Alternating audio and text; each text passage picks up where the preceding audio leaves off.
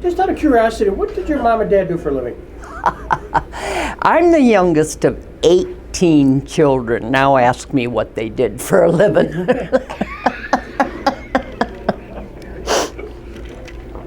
One set of twins. My dad worked at Blackstone. My mom had a number of different jobs. She was a very good cook. They used to come and get her and take her down in Lower Pennsylvania to cook at a women's camp. She did Boy Scout camp down in Warren for years and years and years. In fact, the attorney in Warren was one of her boys that worked in the kitchen for her. Hammond? Yeah. She worked at the state hospital in Warren, cooked there. She cooked for a very wealthy family in Corey, the Samples. Hillstroms, thank you. See, I told you. I needed support. Why Sugar Grove? That's where Don was born and raised. Okay. But we came from Lottsville to Sugar Grove. The suburb, yeah. Yeah, we were in the subs. Before you married Don, did Stateline mean anything to you? Oh yes, I sold tickets at Stateline when they first opened because my sister was married to Jerry. Okay. There we go. That's a connect I didn't know. Yeah. Could you close your eyes and kind of describe this state of the track back then? I mean, this is... There was no infield. It was mud. The first race, they had to have tractors come and pull the cars out of the parking lot. The back of a truck was the announcer's stand. I don't even know, there wasn't such a thing as a flagman stand. I remember when Ed Nelson, he used to stand on the side. This was later on, and then he'd run like heck before the cars had come around. And Marv Thorpe, Don, Jerry, Lloyd Williams, and Leonard Briggs. Right.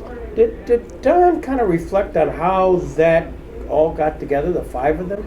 Well, Marv's wife and Don graduated from high school together, so Marv had always been a Sugar Grove boy, and them too, so, you know, they were all friends. Yeah. You know how that connection occurred? Skyline. Skyline? Right. Okay. Yeah, they tried to buy Skyline, you know, they were all friends, they tried to buy Skyline and it wasn't for sale. Yeah. We'll show you. Okay. So they built one and put Skyline out of business. So kind of up till 1955 or so, Skyline, which is outside of Sugar Grove here. Right. And who owned that? Coons, Glenn Coons. Oh. Good memory. Good memory is right, Yeah. because we did connect with Mrs. Someone. Anyways, so they tried to buy that track, could not, and compete, and created one here 5 miles away. Right. And Don and Lloyd went to, the woman lived in New York City that owned that land. And Don and Lloyd went out to visit her. I don't remember the story exactly, what they told her they were going to do with it, but I know they didn't tell her they were going to build a racetrack. So they bought the land. It was about roughly 100 acres or 90 acres or so. Something like that. 108 Yeah. at the beginning. Do you know who kind of laid out the track? I mean, somebody had to look at that land and say, all right, the track will be here. Was there an architect, the boys, or did they just go? They just did it themselves. Went and got Floyd Proctor and said, here, make a racetrack. Proctor? Yep, Mhm. Proctor did a did. lot of work there from the beginning. He did all the bulldozing work and stuff like that. So enter bulldozers. Literally, we're just going to Frank go around Lifner. Yep. Frank Lifner did a lot of work. They didn't know what family picnics were, reunions or things like that, except that Barb and I used to take food to them when we'd have a picnic on the back of the trucks up at Erie. That for the cameras, Barb Briggs. Yeah. No, my first husband worked on Frank Lifner's car, so we kind of had a racetrack connection there. Okay. So I was always around the track. Okay. So that early knowledge, then you come by it naturally. Pretty much, Yeah. pretty much what, and Don, of course, filled in. So, He was real proud of the racetrack and the amount of work they'd done. And but they kind of had to divide up duties. Leonard always did the electrical work because he was an electrician and a plumber, so he did the plumbing. He used to come get me if he had to fix the bathrooms for the ladies. I can't remember the name he called me, Matilda or something like that, to come help him to fix the bathrooms. But I learned a lot from him. But he did all the, for the announcer and all that. Lloyd. Lloyd did. Yeah. Lloyd did the announcing, but Leonard did the work, Okay. So Lloyd the was electrical work. When we would get a night off because of rain, Don and I and Barb and Len would go out somewhere. I can remember going to that bar in Faulkner. One of the race drivers, Bullfrog. Bullfrog. Lloyd's. I always got the impression his role was sort of public relations. I was going to say he was get the newspaper articles, get stuff out there, and he did a good job at that.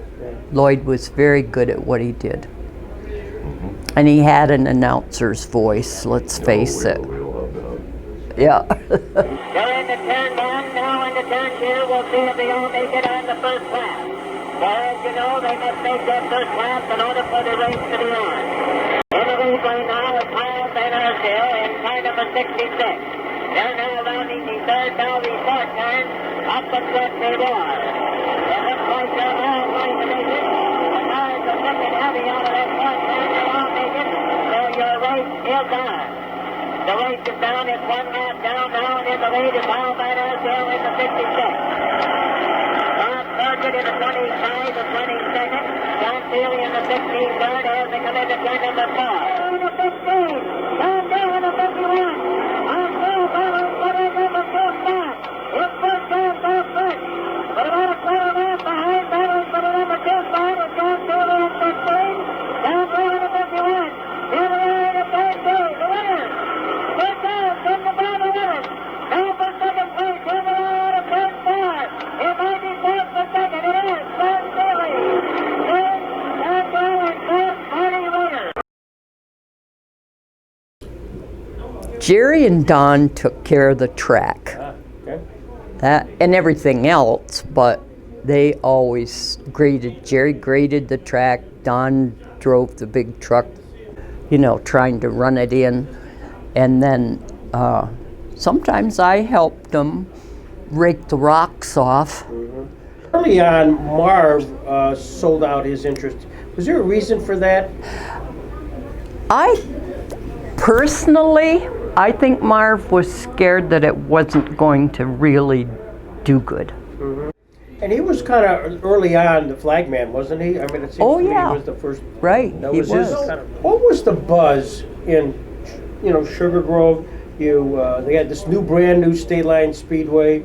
Was it a tourism destination? Was it wondering, was this going to make it or not? Do you remember? I don't think Don ever had those thoughts. I always thought he was pretty positive about it. Yeah. Well, thanks to you guys, I've seen some of those pictures, and that's when you had crowds. Oh yeah. Oh. Big crowds.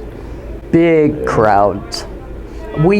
Barb and I would, if the line got too long for the ticket sellers, Barb and I would drop the back down on a truck and take a bunch of tickets and go out and sell off the back of the truck. Just to get him in. Just to get them in. Yeah. Now, of course, the image at the time, and when I was, kid going there, it was a state line speedway, literally a state line. We now know for the camera, not the case.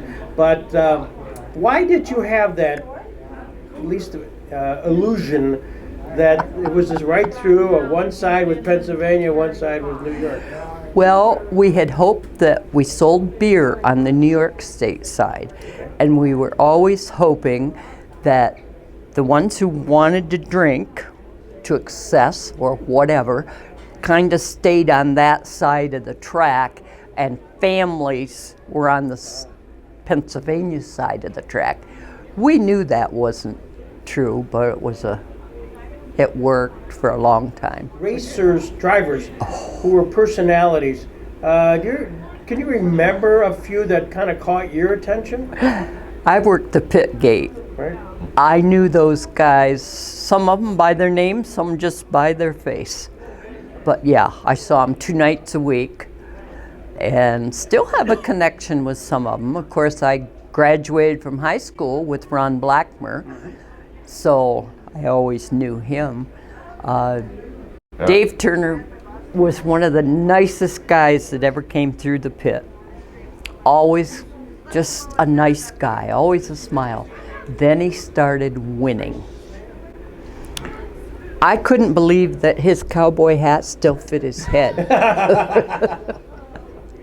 And of course, I'm so shy and everything that I probably told him about it. Yeah.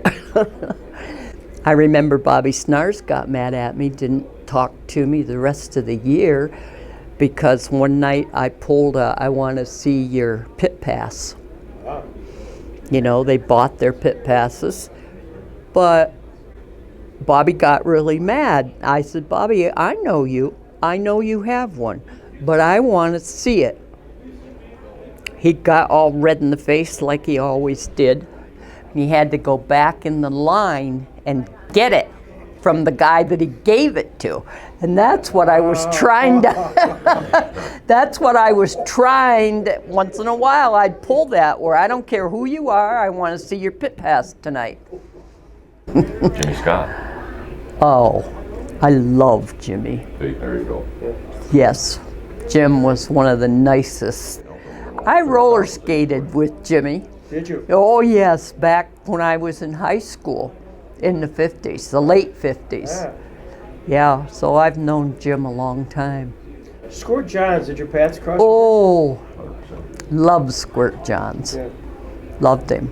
One day we were going Pittsburgh or somewhere, and Don and I were talking about it, and he says he lives right down here on the curve in Brockway. And he was getting his mail and walking across the street right in front of us. So of course we had to stop and talk a while. And his wife, she didn't care for racing and she couldn't stand to watch him race. She sat in the truck and read a book. But she was there every week, but she didn't go in. Dean Layfield, was he? I remember him. My sister had an awful crush on him. She was married to Jerry, but that was all right. Didn't matter, it was Jerry. Dean Layfield was handsome, and he had the most beautiful eyes, and always pleasant. Yes, Paul Hillman. Okay. Got a story. It's coming out. I can It's see not your head is coming out. exploding.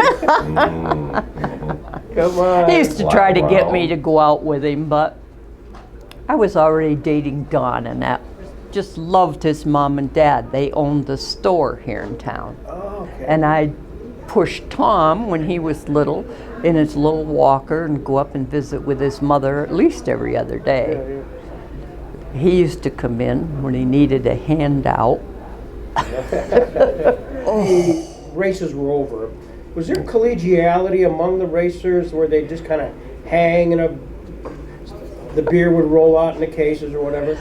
We had a big tub like they use for cattle to eat out, drink out of, and we used to fill that with ice and beer, and that would be in the pit. Then later we got so we'd get a keg. I have pictures of my grandniece and my daughter, who was probably 6. They were tapping the keg and passing out the beer. That was legal as heck in those days. Because you're on the New York side. We always had a party in the pit, always. Jay Pyler, he was hot and he still is. We had a motor home His daughter was just little, and she wouldn't use our restrooms at the racetrack. So they'd always bring her to my motorhome to use the bathroom. So I got to know his wife and daughter. Was there a world outside of the track? No. No? In the wintertime. Bowling, and in the wintertime we traveled a lot. Did you? We took the kids to California to see their dad. We took them to Arizona. Well, I'm not going to call He's him. my sperm donor. I wasn't going don't to have to use edit that. That's what I've always Don's used. my dad. It has been since I was 7. Yeah, Yep. I get it. And he never, even when we had a daughter, he never showed partiality. These boys were still first in his life. That's great. What a great thing. Were there times when the crowds maybe weren't such that you Don got discouraged at all, or anybody get discouraged and saying, this isn't really working? I don't think so. No. They always had a problem maybe the week before school, because everybody had to use their money to buy school clothes, and the week of the fair. Now Jim Scott closes the week of the fair, but our guys would just go through, and if the crowd was skimpy, but they said they get in a habit of coming, and they wouldn't call the races off just for any reason. Certain nights that, whether it was drivers or something that occurred that you say, Greg, you're not going to believe this. This is what happened. Maybe when Tony White broke my husband's finger. Really? Talk about that. Well, Jerry and Don went to Tony. I don't know what Tony had done. I can't remember that I part. think it was Tone, but He was hitting Jerry, and Don was reaching for him, and he grabbed Don's finger and just twisted it right around. He had to have surgery. Oh, my gosh. So at the time, Tony was a car A owner. bully and a car owner. but you liked him. I It was a liked bad him. weekend. I always liked Tony. And so Jerry and he were going at it, and then Don was Don protecting his little brother. Yeah. Don was always the peacemaker. Yeah. Jerry and Leonard sometimes had problems, but Don wouldn't always just side with his brother, but he would be the peacemaker between the two of them. Vision rules infraction questions. At the end of a race, somebody has to tear down a car. That was Leonard. Leonard? Leonard was the got to be the ass that went through the place. And Okay. Yeah. I've seen plenty of cars get tore down through there, but it was all Leonard. Yeah, Leonard, that was Leonard's job. Yeah. So how would that actually work? There'd have to be some complaint? Somebody would complain to Leonard, or just Leonard would No. see it? Leonard would just do it. Yeah. I mean, I've seen him tear down Bob Snars when Bob Snars had started 25th and won 11 features in a row. He'd go to Frosty, and Frosty and him had a love-hate relationship. At the racetrack, it was all hate. But yeah, he tore Snars' car down, and he would have one of our guys do it. Cale Groves did a lot of that stuff, and Frosty. By the way, would for the let him camera, what does that mean, tear down a car? Just ripped. I mean, you're more of a mechanic than I am. I mean, they just tear it apart. Yeah. They want to see the crank. They want to see the bearings. No they want to kidding. see the pistons. Oh yeah. Yeah. I mean, So and it's they a did it job. right It's there. a job. Oh yeah, they did it right there. It didn't make any difference. They just started. As soon as they out. came off the track, before they got to their own spot, There it is.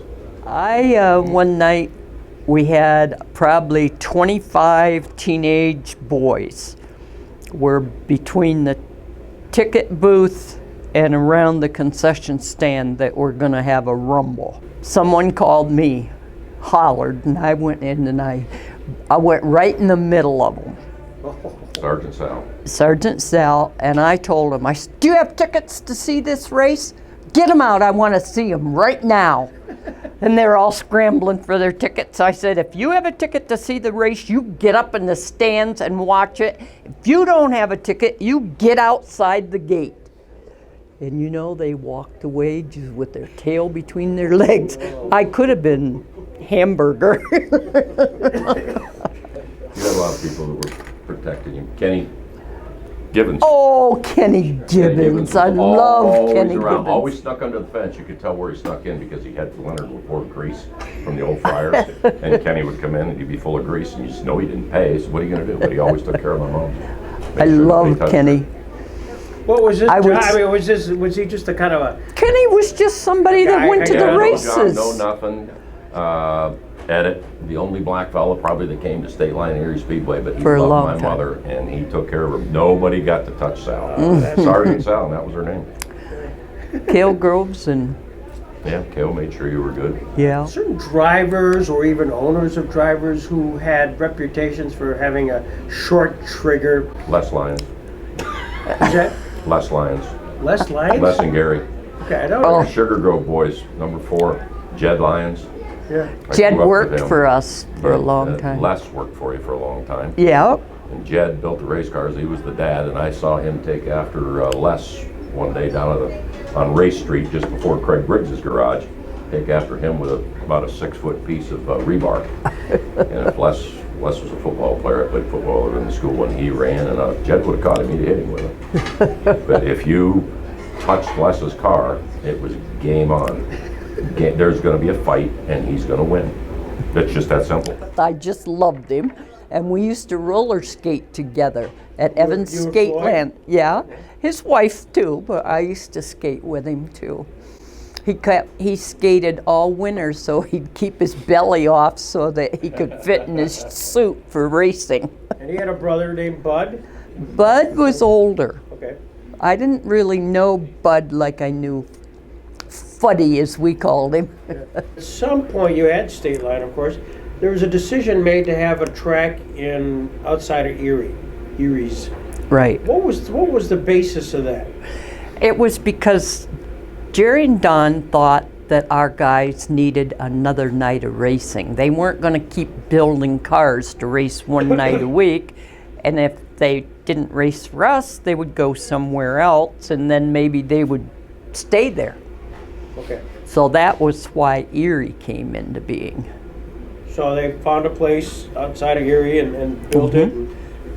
And Erie Where? people were so good to them. They had, Vinny and Victor Yeah, Kennerneck, About and Tuffy they're Chapman. Tuffy Chapman, Tuffy. Tuffy and Tuffy. Yeah. Tuffy. They lived. They lived property, right, joined it. right. And they took care of the track and looked out for it when we weren't there. And the guys right at the end on Route 8 had a gas station there, and they would loan Kenya's. them. What was Kenya's? Oh, Andy. Andy was another sweet one that came through the pit. So at some point, Don and the group must have gotten together and said, maybe it's time to move on. Do you remember much of that discussion? No, they had talked about selling the tracks, and Don and I, we'd stop. We went to California, Arizona, and around in our motorhome, and we'd stop every 3 days and call Janet and Jerry. I'm on the phone, Jerry gets on, he said, "Hey, happy day." He said, "I sold the track." I said, "Oh, thank God, no more going to Erie." He said, "I sold Stateline." I said, "Oh, you're lucky that I'm way out here in Colorado or somewhere, because I swear to God I'd have you bumped off." Franny. Great, yeah. Yep. So I But was. my inheritance. Could you ever imagine Craig Briggs, Chub Frank, and Tom Abbott running the tracks? 100%. Both tracks got sold toward the end of '84. Is that what it was? Right, 84. Franny opened Stateline in '85. Bonta opened Erie in '85. He ran it for only 2 years. And then he skipped town, like you were talking about, town, Yeah. owing everybody money. Right. Then Franny bought Erie Right. in '87. Okay. Now Franny put the two tracks back together. Right. did you hold paper at all? I mean, when you sold Erie's to Bonta, do you remember? Yeah, they held it all. That's why they got it back. That's how you got it back. They never paid the first payment, I don't think. So They Bonta. didn't pay your drivers either. Yeah. Well, essentially, you got that back and then sold it to Fritzy. Mm-hmm. Okay. And did you have much conversation, Don and them, with Fran? Did he kind of curious about how it ran or anything like that? I can tell you a little story. Sure. Don and I went over to meet with Franny at his house. And I gave Don this speech the whole way, because Don was real easy going, but if he got mad, he'd let him know. I said, now, you know Fritzy's a little hard to get along with, so be real calm. We're just taking the tickets and the money boxes and explain to him how we ran things. In case he wanted to do it legal. Anyway, so we get in the house, and we'd had the racetrack for what? Almost 30 years. 30 years. We got in the house, and within 2 minutes, Fritzy's telling us how we didn't ever know how to run a track, and he would do this and he would do that, and he would have. Don didn't blow up, I did. I said, Fritzy, of course, I'd known him since he was a little boy, and I used to walk him around at recess at school. I said, Fritzy, you haven't owned this racetrack 2 hours, and you know all about it. These guys have had it for 30 years. I think they know a little bit.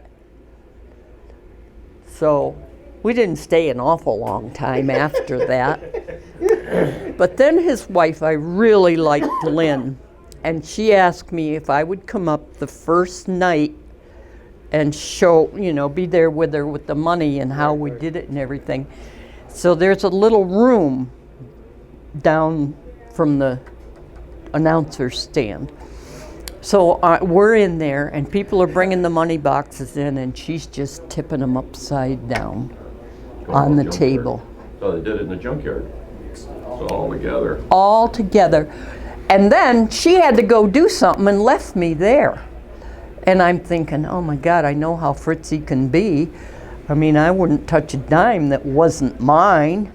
But damn, I could have made a killing that night. And then he'd put it in a plastic garbage bag and take it to the bank, just like that, all mixed together, and drop it at the bank. You did announce for a short period of time. Yeah, a little bit. A little bit. Yeah. So tell me about being an announcer. I mean, you're up there now, and it's just you trying to figure out what's going on. And did you remember how Lloyd used to do it? Was there any sort of... I did exactly the opposite of what Lloyd did. I never said wheel to wheel, hub to hub. And I don't want to pat myself enough. That's what I do for a living now. I'm an auctioneer. I run my mouth. And that's probably where I got my start. But I got the crowd involved. Did stupid stuff the first year I did it. I was married to her mother when I did it, but I had the crowd going before things are going on just after we played the national anthem. I said, well, we're going to have a kissing contest. We'll see how good you do. Up they came, right after another. So yeah, I did all kinds of stupid stuff. Kind of maybe just draw a little bit of closure here. 1984, Stateline is sold. You sell the Eries to Chuck Bata. You get it back. But clearly by 1987, you're out of the race business. Was that tough for Don? I think it was, but he didn't go up there. He delivered eggs for Sanders Egg Farm. No.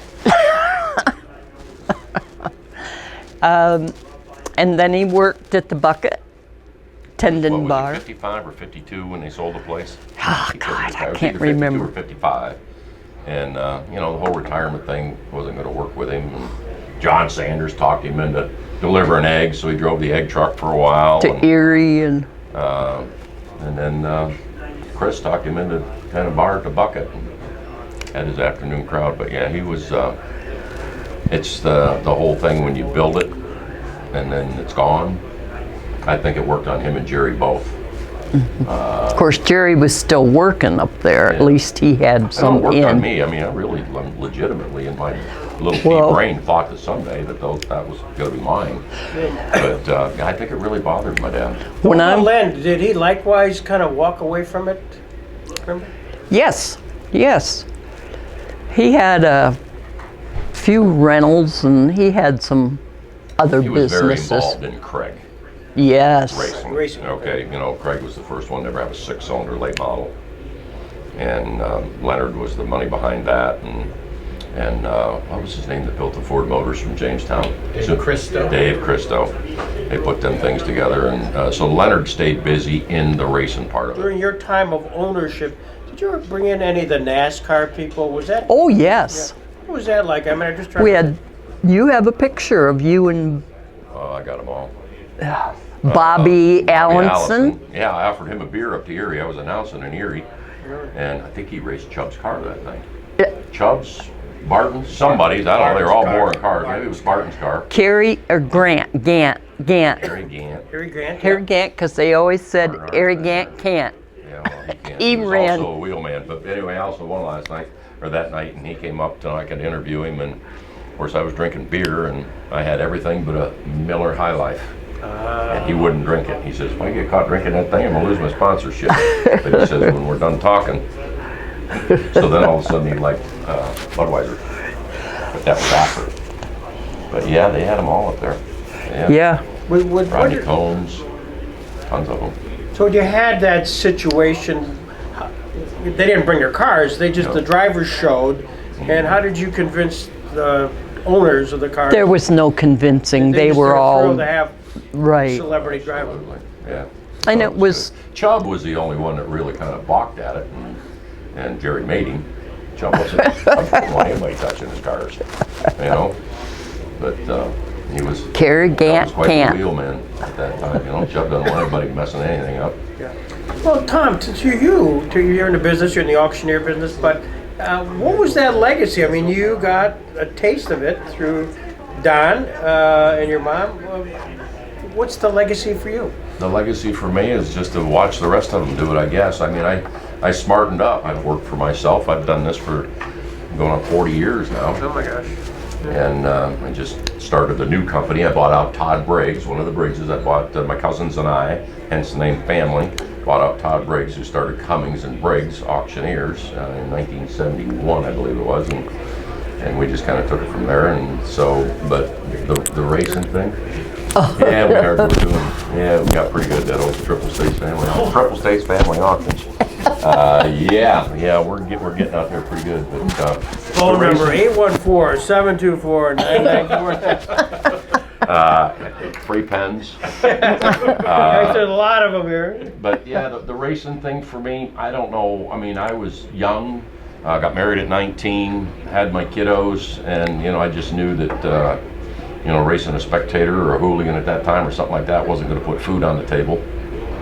I just got out of it, and once I was done with it with Franny, and you know, for 20 some years I stood in that infield and was out and bouncing people out that were sneaking in and getting dirty, and you go home and you're just full of tire stuff, and these hands. He's never liked to get dirty. I don't want to get dirty. They don't make shovels that fit my hands. You know, my dad and Jerry handed me a pair of idiot sticks one day and digging fence posts for put in new guardrails. I said, these are for idiots, and I gave them back, and I said, I'm done. I'm just, you know, I run my mouth for a living, and I got good hair. That's all I got left. And like I say, I'm old school. Racing today is not racing to me. And dirt track, I don't like that starting up front fast. I, you know, just remember the plylers and the snarses and the furloughs and all that stuff. You know, you start back just because, not because, I don't care if Snars had a bad week before. Leonard had one, you go to the back. He just hang that left front tire right inside them tires and just go around everybody. And that was racing to me. And one story, I got to tell an old story. This was at Erie's. Sure. And I was just a kid. Dizzy Eads. I don't know if he'd ever won a late model feature or not, but he was coming out of turn 4 with about a 4-car length lead. And he looped it right before the flagman stand. And Leonard said, Dizzy, what are you doing? And he said, I just wanted to see the whites of their eyes. Are you kidding me? You never won a race in your life. I just wanted to see the whites of their eyes. Sugar Grove 500. Oh, we had Get that on camera, the Sugar Grove 500. Oh yeah, that was, you would go. Mark and Troy Johnson. No, Craig Briggs. Craig at the gas Briggs. station in Keystone, but you would Yeah. start in front of the school, come up by Mars, go right down Main Street, then take the next left. And everybody knew that when it snowed in Sugar Grove, it didn't matter what time of night it was, and it didn't matter what day of the week it was. We all had cars, and we raced the Sugar Grove 500. And we all had keys to Craig's Keystone. So if we hit the curb or whatever, needed a tire, boom, we go up there and do a quick pit stop. But it would start at 10 o'clock at night, go till 3 or 4 o'clock in the morning. Really? Oh, yes. Absolutely. We Is this tied sort of an tires around annual our event? cars. What's that? Is that sort of annual? A soon as it nightly. As soon as it snowed, Oh, it was my game on. Oh, Oh, my yeah, gosh. Sugar Grove 500. That went on for years. So what's the legacy for you, Sally? I mean, now we're talking today, 2023, reflecting back on, gosh, 50s, 60s, 70s, 80s, Stateline, which is now a few years ago. What's that mean to you? I still miss it sometimes. From my house, I can hear the cars go around if the wind's right. I still kind of miss it. I miss the people. It seemed like I had a lot of friends. Now so many of my friends are gone. You get old enough You now know- where they all die. It's going to happen to all of us now. It's the truth. But I always enjoyed the people and always mingled with the people.